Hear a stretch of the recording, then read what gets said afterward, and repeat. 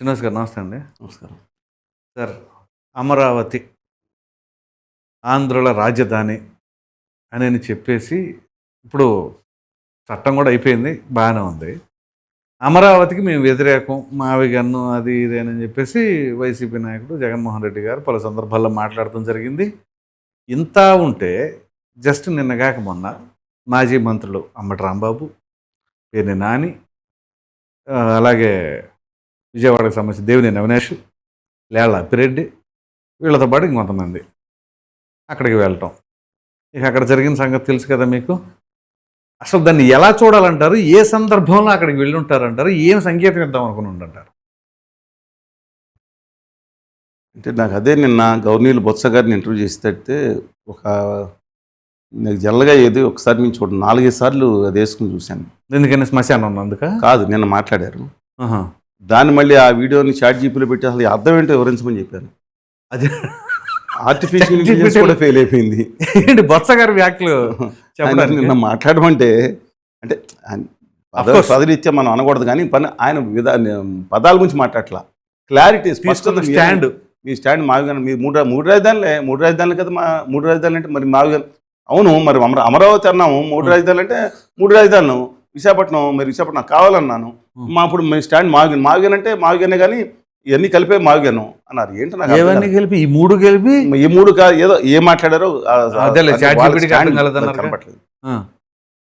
ఒకటి మళ్ళీ చెప్పింది, అమరావతి ఇవాళ వరకు నిజంగా కొన్ని లాక్నెస్ ఉన్నాయి.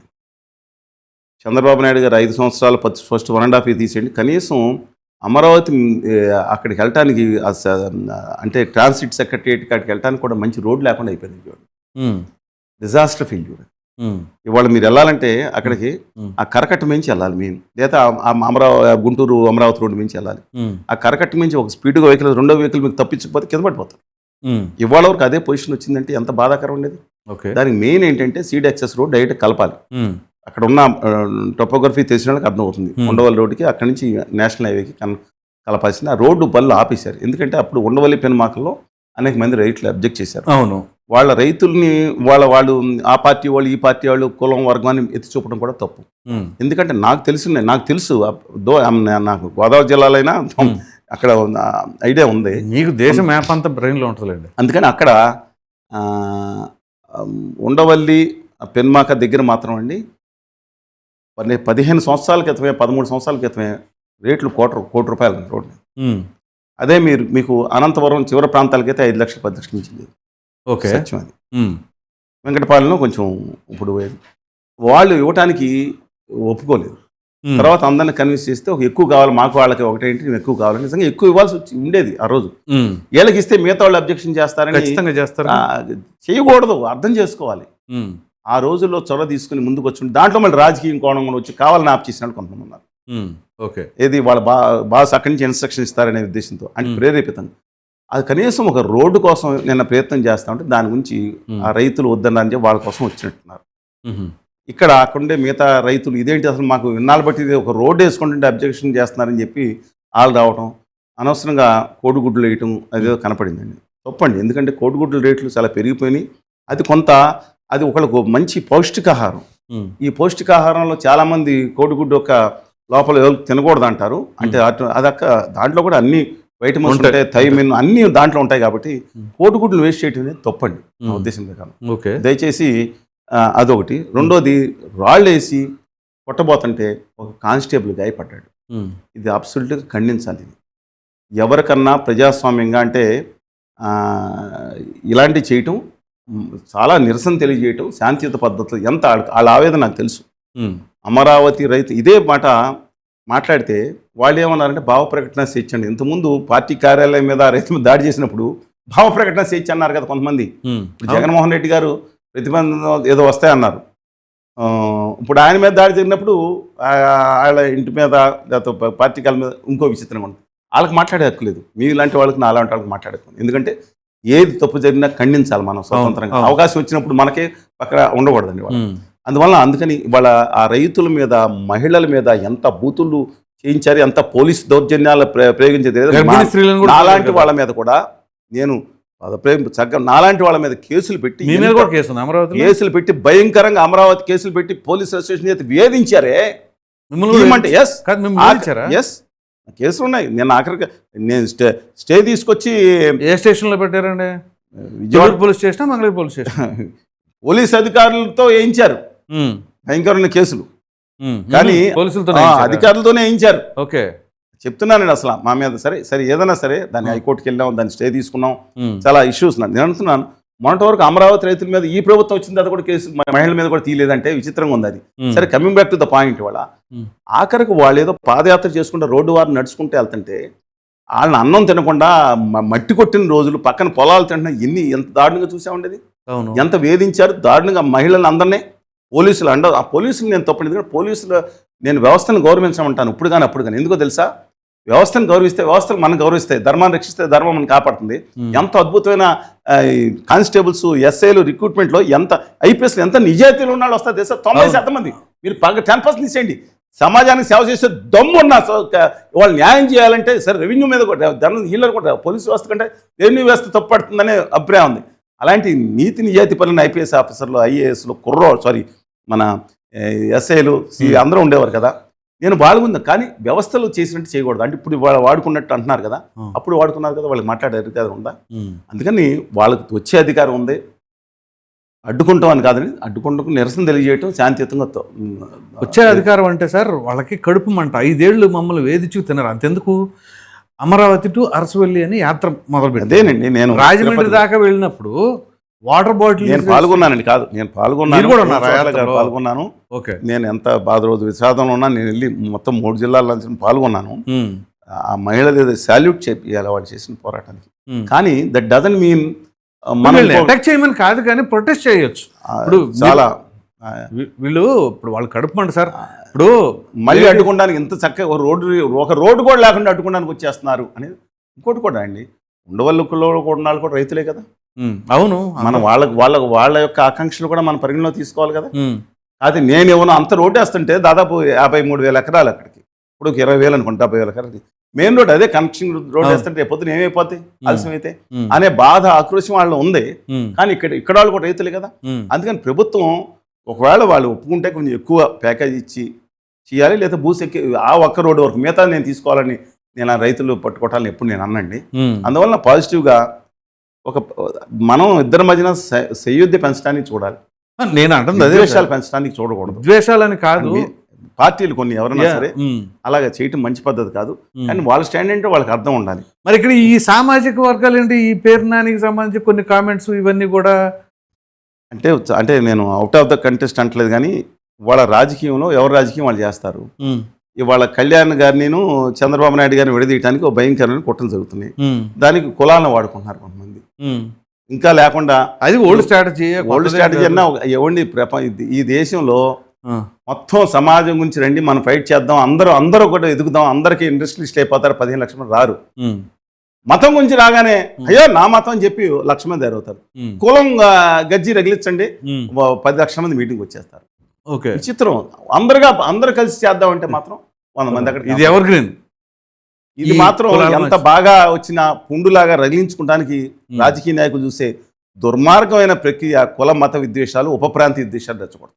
మీ దగ్గర ఇంటర్నల్గా ఇంకేదో మాట్లాడుకున్నారనే ఇన్ఫర్మేషన్ ఏదో ఉంది మీ దగ్గర.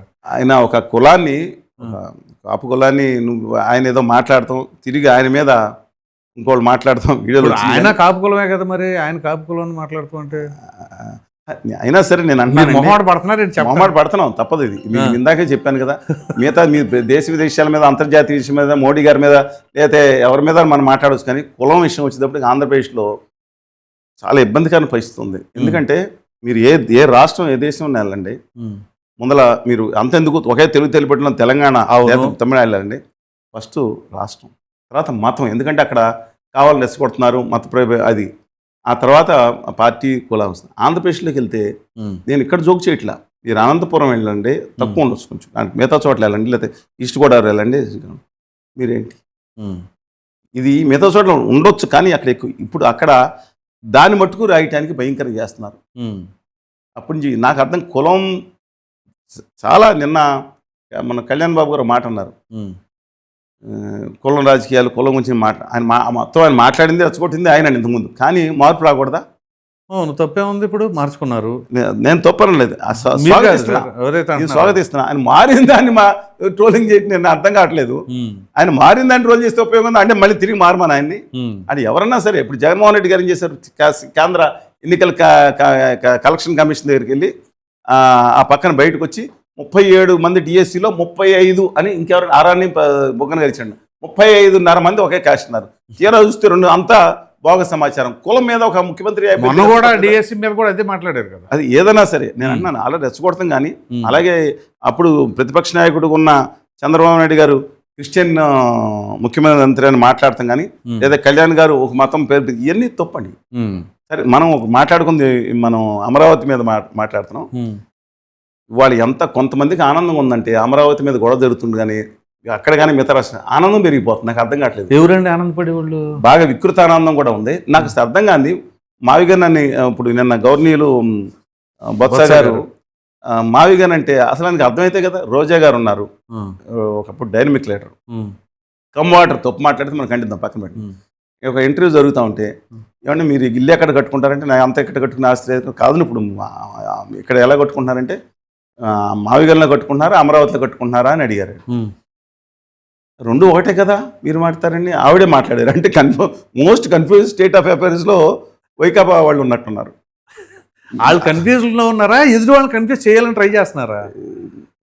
మీకు ఇంకోటి, ఇవాళ తెలుగుదేశం కూడా ఈ చంద్రబాబు నాయుడు గారు ఇంకొక 50,000 ఎకరాలు రావాలి, దీనివల్ల కన్ఫ్యూజన్ స్టార్ట్ అవుతుంది. ఇప్పుడు 53,000 అయితే 35,000 ప్లస్ గవర్నమెంట్ 20,000, ఇంకో 15,000 20,000, అక్కడ మోర్ దాన్ ఎనఫ్ యాక్చువల్లీ. ఆ ఎయిర్పోర్ట్ అవసరమే అంటే గొన్నవరం ఎయిర్పోర్ట్ ఇంకా ఇంపాక్ట్ పెరగదండి. ఎందుకంటే ఒకవైపు నేషనల్ హైవేస్ ఉన్నాయి, ఒకవైపు నావిగేషన్ కెనాల్స్ ఉన్నాయి, ఊళ్ళు వచ్చేసిన మిగతా రెండు. ఇట్స్ వెరీ డిఫికల్ట్ దానికి రన్వే. కానీ ఇంటర్నేషనల్లో మేజర్ ఫ్లైట్స్ 380 దిగటం అనేది చాలా ఇంపాసిబుల్ అక్కడ అలాంటి చోట. ఓకే, పైగా జనావాసాల మీద ఎక్కువ ప్రయాణం చేయడం కూడా మంచిది కాదు. అందువల్ల ఒకవేళ ప్రయత్నంతో కన్విన్స్ చేసి చేసుకోవాలి. కానీ మనుషుల్ని ఆయన ప్రాధాన్యత మార్చేశారు. అక్కడ ఉపాధి కేంద్రం కింద ఉండాలి. స్కూల్స్ కాలేజెస్ వస్తున్నా సంతోషం. ఒక 30,000 మంది చాలాసార్లు మాట్లాడుకున్నాం. ఆయన కూడా మెసేజ్ పంపించాను నేను.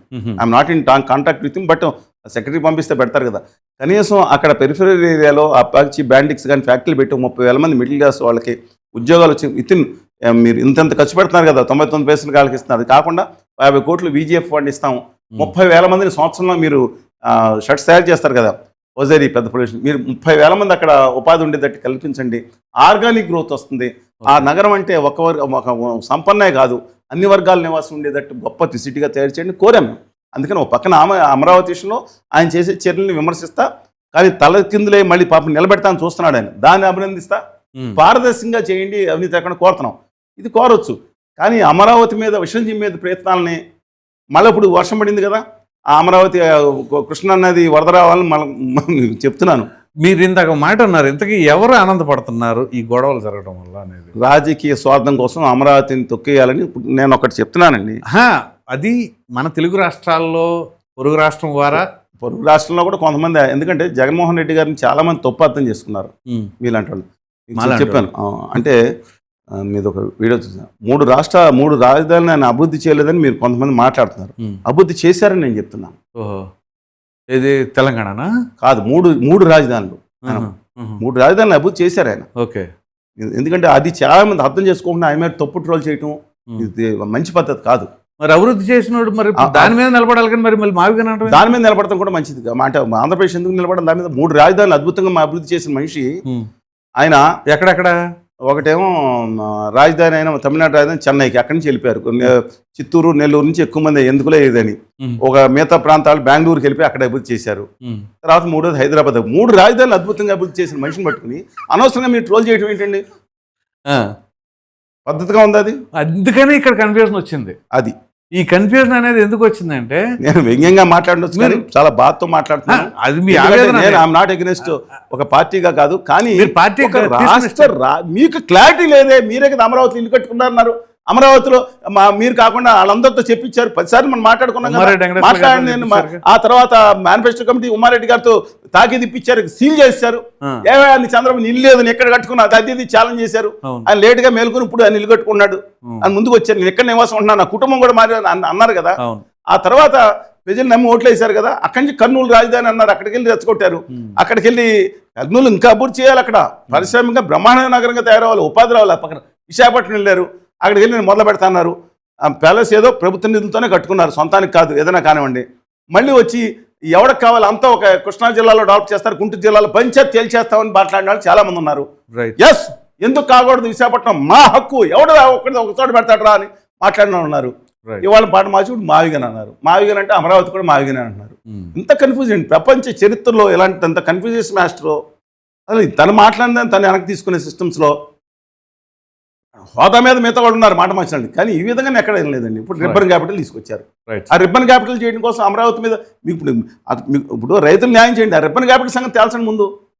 ఇంకోటి కూడా చెప్తున్నాను, ఆ పెనుమాకలో కూడా చాలామంది నేను అన్నగానే నిన్న ఇష్యూ జరిగినప్పుడు ఏం జరిగిందని తెలుసుకోవడానికి మాట్లాడు అంతర్గతంగా సార్ మా ఊళ్ళో నాయకులందరూ ఒక పార్టీకి సంబంధించిన వాళ్ళు మా బంధువులు, కానీ రేపు పొద్దున్న ఈ మావిగని పెడితే మా ఉన్నది కూడా తగ్గిపోతుంది సార్, మొత్తం ఏమవుతుందో అని కొంచెం బాధ ఉందండి, కానీ బయటపడలేకపోతున్నాం అని మాట్లాడిన వాళ్ళు కూడా ఉన్నారు. రైట్.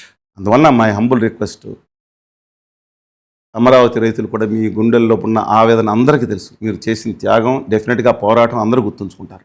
రైట్. ఇవాళ కానీ ఎట్ ద సేమ్ టైం ఇలాంటి ఇది చేయటం మీలో కొంతమంది శక్తులు మీరు ఉన్న పేరు చేయటం అనేది మంచి పద్ధతి కాదు, నెగిటివ్ ఇంపాక్ట్ జరుగుతుంది. అలాగే గవర్నీయులు పేరు నాని గారికి, అంబటి రాంబాబు గారికి, అవినాష్ లేళ్ల అప్పిరెడ్డి గారికి, వీళ్ళందరికీ విజ్ఞప్తి చేస్తున్నాను. బోల్డెన్ ఇప్పుడు ఏదో అమరావతి ఏదో తిప్పలబడి బండి నడుస్తూ ఉంది, దాంట్లో ఉండే లోపాలు వెలికి తీయటం మనందరి హక్కు. రైట్. దాన్ని సరిచేయమని కోరటం మనందరి హక్కు. తప్పలేదు. అసలు అడ్డుకుంటానికి చూడటం అనేది రైతులకు ఆకాంక్షలకు పెంచింది. ఒక యుద్ధంలాగా ఎక్కడికి వెళ్తున్నారు, యుద్ధంలాగా యుద్ధం కాదు కదా, మీరు వెళ్ళి అందరితో మాట్లాడేకుంది.